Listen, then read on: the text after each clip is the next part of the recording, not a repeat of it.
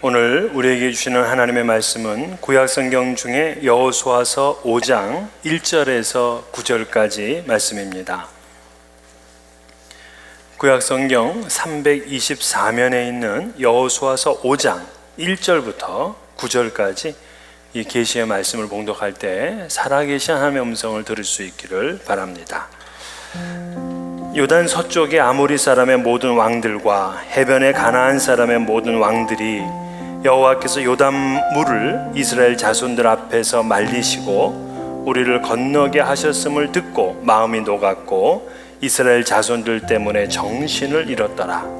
그때 여호와께서 여호수아에게 이르시되 너는 부싯돌로 칼을 만들어 이스라엘 자손들에게 다시 할례를 행하라 하시매 여호수아가 부싯돌로 칼을 만들어 할례산에서 이스라엘 자손들에게 할례를 행하니라.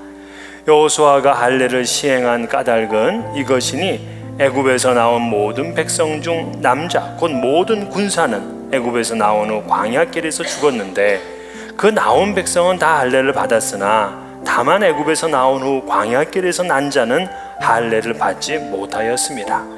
이스라엘 자손들이 여호와의 음성을 청종하지 아니하므로 여호와께서 그들에게 대하여 맹세하사 그들의 조상들에게 맹세하여 우리에게 주리라고 하신 땅 곧 젖과 꿀이 흐르는 땅을 그들이 보지 못하게 하리라 하시매 애굽에서 나온 족속 곧 군사들이 다 멸절하기까지 40년 동안을 광야에서 헤매었더니 그들의 대를 잇게 하신 이 자손에게 여호수아가 할례를 행하였으니 길에서는 그들에게 할례를 행하지 못하였으므로 할례 없는 자가 되었음이었더라. 또 그 모든 백성에게 할례 행하기를 마침에 백성이 진중 각 처소에 머물며 낫기를 기다릴 때에 여호와께서 여호수아에게 이르시되 내가 오늘 애굽의 수치를 너희에게서 떠나가게 하였다 하셨으므로 그곳 이름을 오늘까지 길갈이라 하느니라. 아멘.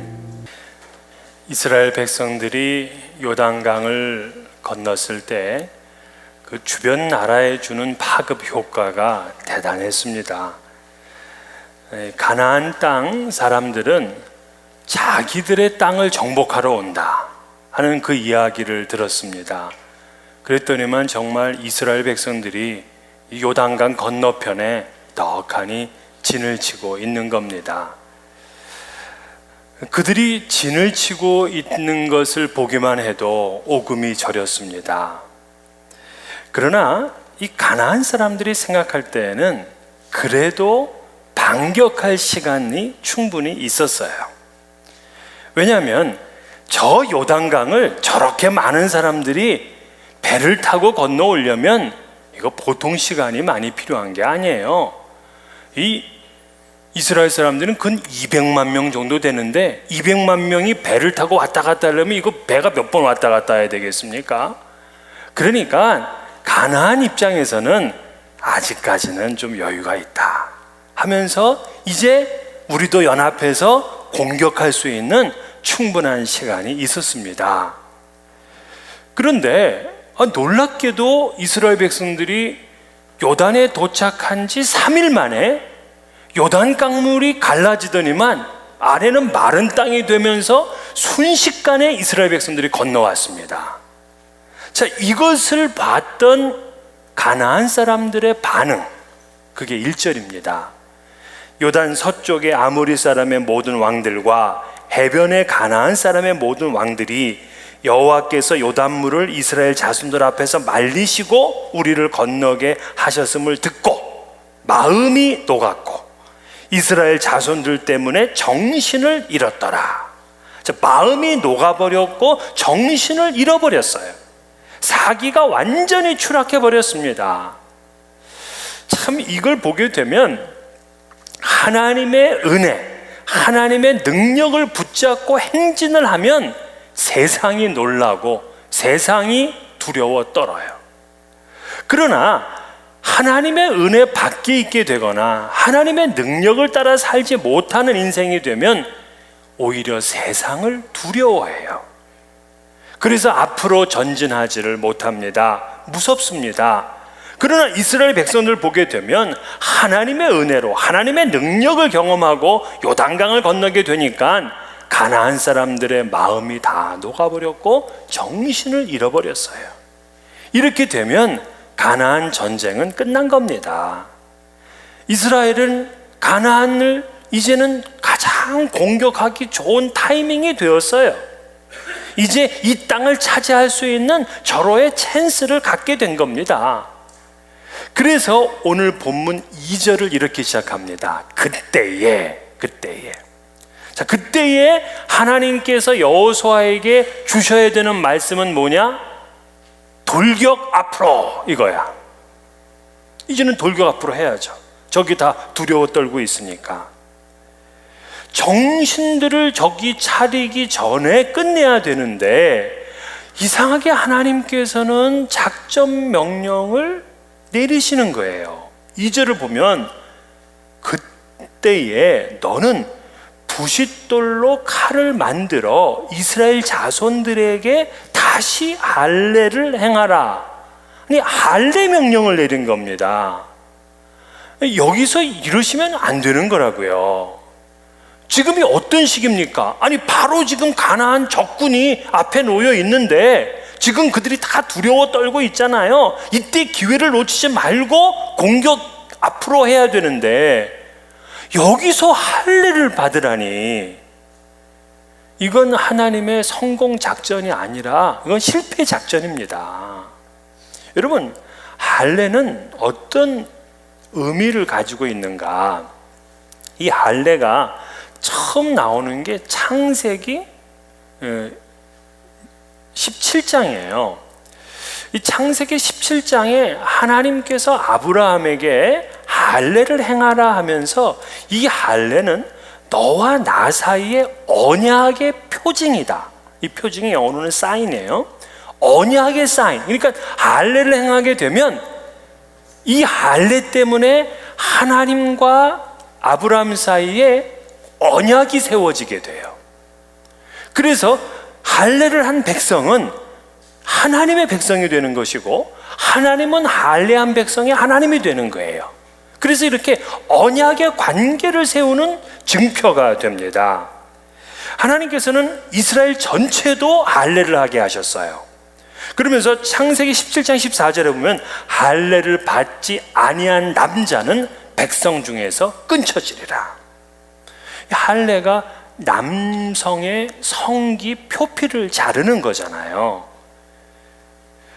자, 그러므로 그렇게 함으로 하나님과의 언약 관계를 이제 보증을 했습니다. 근데 이것은 언약뿐만이 아니라 할례는 복의 표시였어요. 처음 나오는 이 할례 창세기 17장 보게 되면 그 앞의 내용을 쭉 읽어보게 되면 하나님이 아브라함에게 계속해서 복을 약속해요. 복을 약속해. 이런 얘기예요. 너를 크게 번성하게 하리라. 너는 여러 민족의 아버지가 될지라. 내가 영원한 언약을 삼고 너와 내 후손의 하나님이 되리라. 가나안 온 땅을 주어 영원한 기업이 되게 하리라. 계속해서 이 무슨 복에 대한 말씀을 주시더니만 결론이 할례를 행하라, 이거예요. 그렇다면 할례는 또다시 복의 사인인 것을 알 수 있어요. 그러니까 한마디로 할례는 좋은 겁니다. 하나님 백성들에게 할례는 언약의 표시며 복의 표시란 말이에요. 그런데 우리가 잘 알다시피 할례를 받게 되면 이 며칠 동안은 고통 가운데 있기 때문에 이 사지를 움직이기가 쉽지 않습니다. 그래서 우리가 잘 아는 대로 창세기 34장에 보면 야곱의 딸 디나가 이 동네 구경을 하러 세겜에 나갔잖아요. 그 세겜 동네를 구경을 쭉 하고 있다가 남자를 잘못 만나가지고 성폭행을 당했습니다. 그러고 집에 돌아오니까 얼마나 이 야곱이 상심이 큽니까? 그러니까 디나의 오라버니 둘이 이 꾀를 냈습니다. 그리고는 그 세겜 족속에게 찾아가죠. 그러면서 뭐라 그래요? 우리 동생을 줄 테니까 할례를 해라. 우리는 할례하지 않은 백성하고는 결혼할 수가 없다. 그러니까 저들이 좋게 여겨서 할례를 행했습니다. 그리고 3일째 되는 날 가장 고통 중에서 움직이지 못하고 있을 때 이 디나의 오빠인 시몬과 레위가 둘이 칼을 차고 들어가서 다 죽였어요. 여러분, 두 놈이 와서 칼을 차고 휘둘리게 되면 남자들이 가만히 있나요? 가만히 있지 않는다고. 그런데 두 명한테 다 당했습니다. 그만큼 그 당시에 고통이 큰 거예요.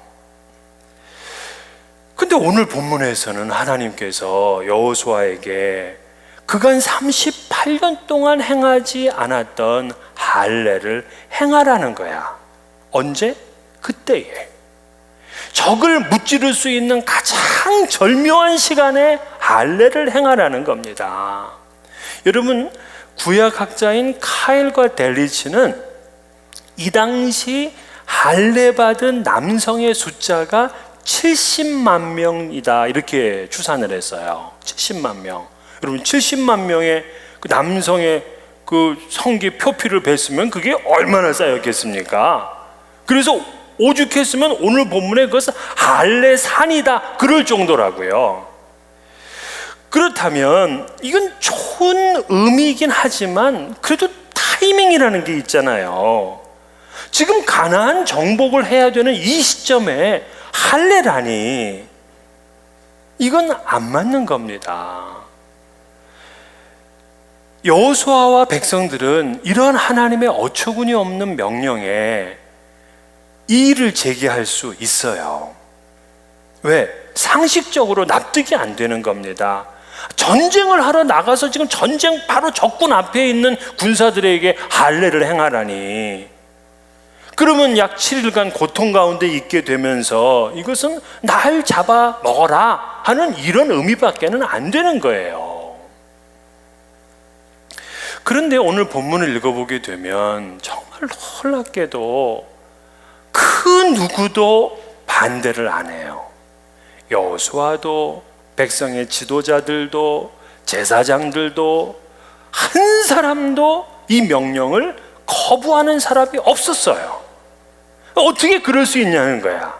그래도 누구 한 사람은 머리가 팽팽 돌아가는 사람이 있을 거 아닙니까? 현실적으로 계산 잘하는 사람이 늘 있다고요. 그런데도 한 사람도 이의를 제기하지 아니하고 한 사람도 불순종하는 사람이 없었어. 왜일까? 그들은 지난 40년 동안에 충분히 깨달은 겁니다. 하나님의 말씀을 그대로 순종할 때에 기적이 일어나고 형통케 되었고, 늘 상식적으로, 늘 합리적으로 자신들이 판단해서 결정하게 되면 이상하게 안 풀리고 이상하게 어려움을 당했어요. 그걸 40년 동안 그렇게 지내와 보니까 지금은 무조건 나한테는 납득이 안 되지만 하나님의 말씀에 순종하는 것입니다. 그래서 지금은 대단히 위험한 가운데 있지만 그대로 순종을 해. 여러분, 이거 정말 멋진 신앙인이죠. 이러한 하나님의 요구를 그 필라델피아 제10장로교회 담임 목사이신 그 제임스 보이스, 유명한 분이죠. 이분은 이렇게 얘기를 했습니다. 우리가 현재 행동하는 것이 중요하다. 그러나 우리가 현재 어떤 상태에 있느냐 하는 것은 훨씬 더 중요하다. 여러분, 여기서 우리가 교훈을 배워야 되는데요, 신앙인은요, 겉모습보다는 속의 상태를 먼저 물어야 되잖아요. 교회도 마찬가지입니다. 교회가 무엇을 하느냐, 그것보다 더 중요한 것은 그 교회가 지금 어떠한 상태, 어떠한 하나님과의 관계 가운데 있느냐가 더 중요한 것이잖아요. 이 겉은 화려한데 속은 골병든 교회들이 있습니다. 그러나 겉은 초라하지만 속은 하나님을 향한 사랑과 헌신으로 가득 찬 교회들이 있습니다. 그러므로 우리는 성공하기에 앞서서, 저 땅을 차지하기에 앞서서 먼저 내적인 상태를 점검해 봐야 된다는 것이 오늘 이 속에 담긴 교훈입니다. 어떤 일을 성취하기보다는 먼저 언약의 표징이며 복의 사인인 할례를 받는 게 먼저라는 거예요. 38년 동안 할례가 없었던 이스라엘은 가나안 정복보다 앞서서 하나님과의 관계의 회복인 할례를 먼저 행해야 됩니다. 그래서 우리 할례 받자 하는 말씀을 저는 오늘 드리고 싶은데, 그런데 구약에서 이렇게 축복된 할례가 신약에 오게 되면 엄청난 비판을 받아요. 바울에게 특별히 이제 혹독한 비판을 받게 되는데, 그는 표면적으로 할례를 받았다고 유대인이 되는 것이 아니다. 진정한 할례는 마음에 하는 거다. 그렇게 주장했습니다.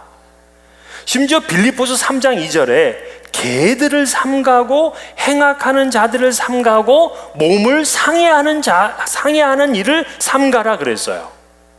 이 개들을 삼가래. 개들. 이 개들이 누구예요? 그러니까 이 할례자들이에요. 할례자들. 당신은 할례만 받으면 무조건 하나님 백성이 된다, 그렇게 생각하는 사람들이 많았어요. 이 사람들을 지금 사도 바울은 뭐라고 부르느냐? 개들이다, 그렇게 부르는 거예요. 이게 성경이니까 개들이지, 개 모모야 이거 원래는요. 예? 그리고 심지어 할례를 뭐라고 불렀냐? 몸을 상해하는 일이다, 이렇게 불렀어요. 아주 할례를 갖다가 그냥 상당히 격화시켜 버린 겁니다. 그렇다면 바울이 말하는 진정한 할례는 뭐냐? 하나님의 백성으로서 언약 관계의 증표가 되고 이 복의 표시가 되는 그 참된 할례는 뭐냐?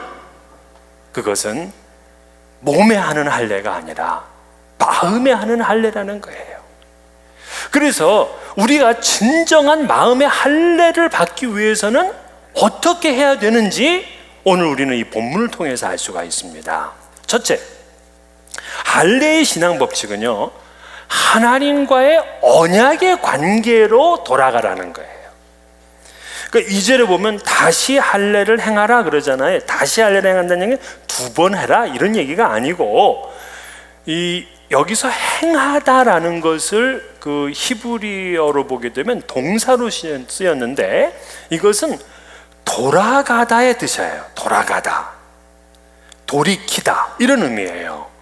그러니까 지금 할례를 행하라는 얘기는 뭐냐면 할례 받은 백성으로 돌아가라, 이 얘기라고요.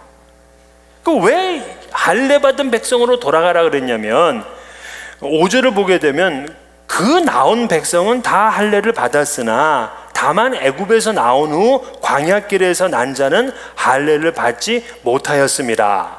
자, 이 말을 좀 설명하자면요, 이스라엘 백성들이 애굽의 종으로 있다가 그들이 이제 홍해를 건너서 시내산 앞에 오잖아요.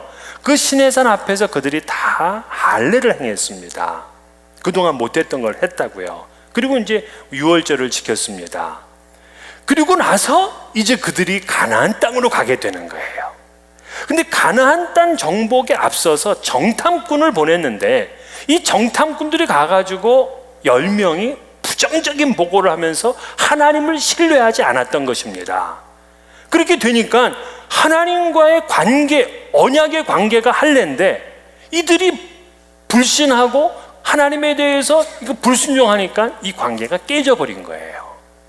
그래서 이스라엘 백성들이 그로부터 38년 동안, 근 40년 동안을 못 들어가요. 왜? 관계가 깨져 있으니까. 그런데 하나님께서 이번에 다시 할례를 행하라는 거예요. 그러니까 애굽에서 나와서 할례 받은 사람들은 이미 광야에서 40년 지내면서 다 죽었어요. 근데 광야에서 태어난 신세대들이 있어요. 이 사람들한테 그동안 못한 할례를 행하라는 거예요. 약속의 땅에 들어가려면 그 땅을 차지하는 것보다 먼저 하나님 백성의 관계를 회복하라, 이 말씀이죠. 오늘날 표현대로 얘기한다면 너가 성공하고 네가 무엇인가를 성취하는 것보다는 하나님과의 관계가 더 절실하고 더 중요하다는 거예요. 근데 오늘날 대부분의 우리 성도들이 어떻게 삽니까? 가나안 정복이 먼저예요? 할례가 먼저예요? 우리들은 다 그럽니다. 아니, 여리고성 정복이 먼저지. 눈앞에 가나안 땅 차지하는 게 먼저지. 하나님과의 관계는 나중에 리타이어하고 그렇게 여유가 있을 때 하면은 되지 않겠냐, 그렇게 생각합니다. 그런데 하나님께서는 지금 뭘 요구하시는 거냐면 우선권을 달래는 거예요. 우선권. 하나님과의 관계가 우선이라는 거예요.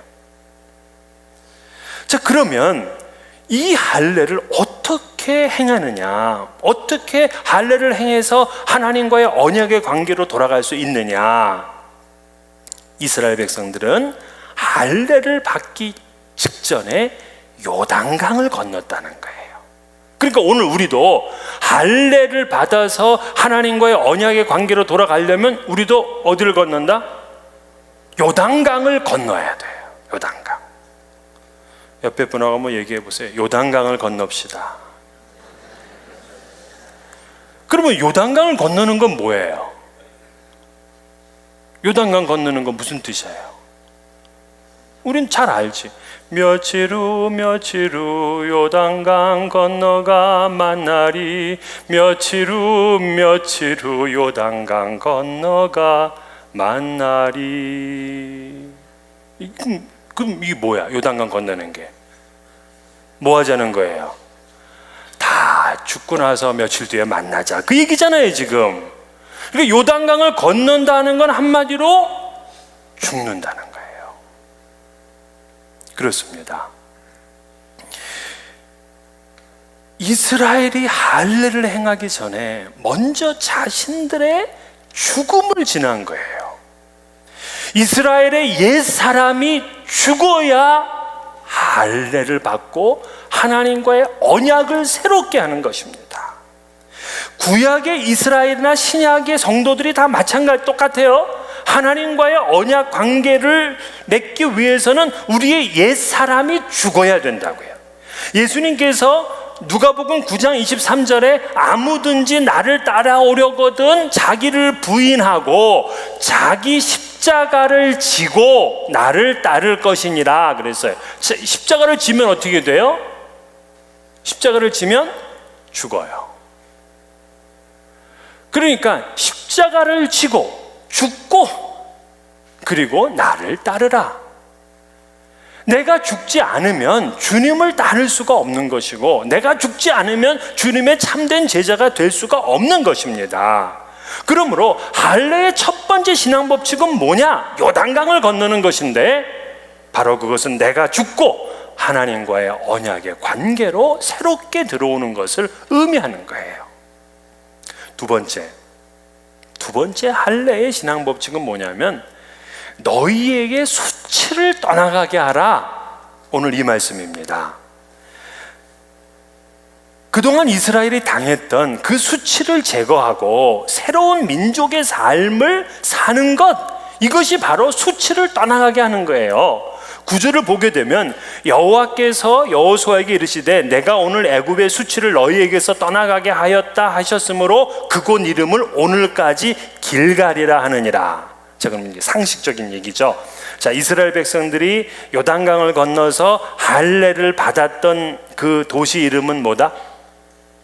길갈이에요. 이제 배웠어요. 길갈. 근데 왜 길갈인가? 왜? 그럼 길갈의 뜻이 있어야 되잖아요. 길갈의 뜻이 뭐냐면 떠나가게 하다야. 또 다른 뜻으로 제거하다예요. 그러니까 지금 그 보면 9절에 애굽의 수치를 너희에게서 떠나가게 하였다 그러잖아요. 애굽의 수치를 너희에게 떠나가게 하였다가 길갈이에요. 즉 수치를 떠나가게 한 곳이라고요. 그럼 왜 지금 이 자리에 이곳이 지금까지의 수치를 떠나가게 했느냐? 먼저 하나님의 수치를 떠나가게 한 겁니다. 왜 하나님의 수치냐면 모세는요 항상 걱정을 했습니다. 우리가 광야에서 이렇게 죽게 되면 우리는 죽는 것 그거는 우리가 불순종해서 죽었다고 쳐. 그런데 하나님의 수치를 당할 것 같아요. 왜냐하면 하나님이 당신의 백성을 기껏 애굽에서 인도해내셔서 광야에서 다 죽게 했으니까 하나님의 영광이 가려지게 되는 것이고 하나님의 이름에 먹칠을 하는 것이고 하나님의 수치가 드러나게 돼 있다고요. 그래서 이 신명기 9장 28절에 보면 이 모세가 이렇게 기도합니다. 주께서 우리를 인도하여 내신 이 땅, 그 땅 백성이 말하기를 여호와께서 그들에게 허락하신 땅으로 그들을 인도하여 드릴 만한 능력이 없고 그들을 미워하기도 하사 광야에서 죽이려고 인도하여 내셨다 할까 두려워하나이다. 하나님 걱정이야. 우리가 광야에서 죽는 거는 그냥 죽는 거고 하나님이 그렇게 되면 망신을 당하는 겁니다, 이 얘기잖아요. 그런데 이제 그들이 요단강을 건너서 가나안 땅에 들어왔으니까 첫 번째는 하나님의 수치가 떠나가게 됐어요. 하나님의 수치가 길갈된 겁니다. 근데 뿐만이 아니라 이스라엘 백성들의 수치도 떠나갔습니다. 그들은 430년 동안 애굽에 종사를 했고 지난 40년 동안 광야에서 방황했습니다. 이거 수치잖아요. 근데 그들이 가나안 땅에 들어왔으니까 이제 그 수치도 떠나가게 된 겁니다. 다시 말해서 그들의 수치가 떠나가게 되므로 새로운 민족으로 된 거예요. 이것이 할례의 두 번째 신앙 법칙, 즉 다시 태어나서 새로운 삶을 사는 것입니다. 여러분, 신약의 세례가 구약의 할례를 대체하잖아요. 이 세례의 의미가 뭐냐면 나의 옛사람이 죽고 이제 새 사람이 태어났다, 이런 공식적인 그런 표시가 바로 이제 세례라고요. 그런데 할례도 새롭게 태어난다는 의미를 가지고 있는 거예요. 그동안 우리는 죄와 또 내가 지금까지 살았던 그 삶의 수치스러운 모습들, 그것 때문에 힘들고 고통스러웠지만 요단강을 지나가게 되었으니까 그 모든 것은 다 이제 용서함을 받은 거예요. 이제 어떠한 죄라도 하나님 앞에서 다 길갈되었어요. 다 떠나가게 됐다고요. 이제 새로운 삶을 살 수 있는 자격을 갖춘 겁니다. 그 전에 출애굽 기성세대는 광야에 살면서 불평하고 원망하고 참 불신앙적인 삶을 살았어요. 근데 그들은 다 광야에서 멸절당했습니다. 이제 출애굽 신세대들은 가나안 땅에 들어가서는 그 조상이 살았던 방식대로 살아서는 안 돼. 새로운 삶을 가지고 살아야 돼요. 그래서 출애굽 신세대는 그 부모 세대의 나쁜 관습과 습성들을 다 끊어버려야 될 책임이 그들에게 있는 겁니다. 그래서 새로운 삶을 살아야 돼요. 우리도 마찬가지입니다. 우리도 예수를 믿게 되면 새로운 삶을 살아야 된다고요.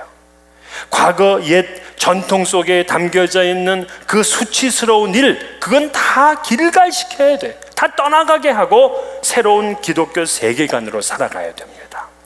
사실 우리 그 기독교인이라고 우리가 하지만 기독교인답게 사는 것은 대단히 어렵습니다. 우리 한국 사람들은요. 왜 어렵냐면 우리는 이미 조상 때부터 그렇게 살아보질 못했어요. 그러니까 관습이 안 돼 있는 겁니다. 기독교 세계관을 가지고 생각하고 기독교 세계관을 가지고 살 수 있는 그런 습성이 우리 속, 그런 DNA가 우리 속에 없어요.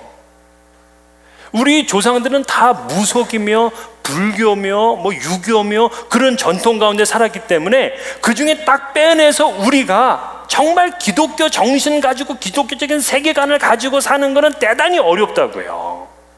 그러나 그렇게 사는 거에 도전해야 돼요. 우리들은 전부 다 과거의 옛 전통의 영향권 아래에 있다고요. 전에 한번 교회에 그 새 가족이 그 등록을 해서 이제 새 가족 신방을 했습니다. 근데 예배를 드리면서 이렇게 보게 되니까 이 집 부적이 붙여 있는 거예요, 방 안에. 그래서 이제 예배 끝나고 나서 이제는 교회를 나오셨으니까 저 부적은 떼어내세요 하고 얘기를 했더니 이분이 자기네들이 이사 올 때부터 붙어 있었대요, 그게. 그리고 무서워서 못 뛰겠대요. 그리고 한번 떼어보려고 그랬더니 안 떼어지더래요. 그래서 그럼 제가 떼어도 되겠습니까? 그랬더니 좀 떼어달래요.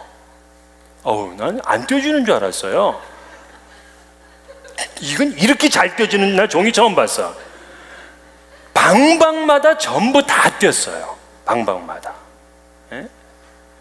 이분은 그 거짓된 힘에 딱 묶여 있는 거예요. 거기서 새로운 힘을 발휘하지 못하고 있는 겁니다. 혹시 여러분 가운데서 뭐 집에 그런 거 있어서 못 떼어내는 분 있으면 저한테 연락 주세요. 예. 그러니까 우리의 이 조상 때부터 내려왔던 이런 관습을 다 깨어내고 새롭게 살아야 되는, 이것이 바로 할례 아니겠습니까? 이것뿐만이 아니라요, 부모님 가운데 바람을 잘 피는 분이 있으면 자식도 그렇게 될 가능성이 있어요. 또 부모가 정신병을 가지고 있으면 자식도 그런 데 노출되기가 쉬워요. 가난과 알코올 중독을 오랫동안 가지고 있는 부모 밑에 자란 자녀들은 역시 그런 데 빠지기가 참 쉬워요. 그래서 할례를 받아야 되는 겁니다.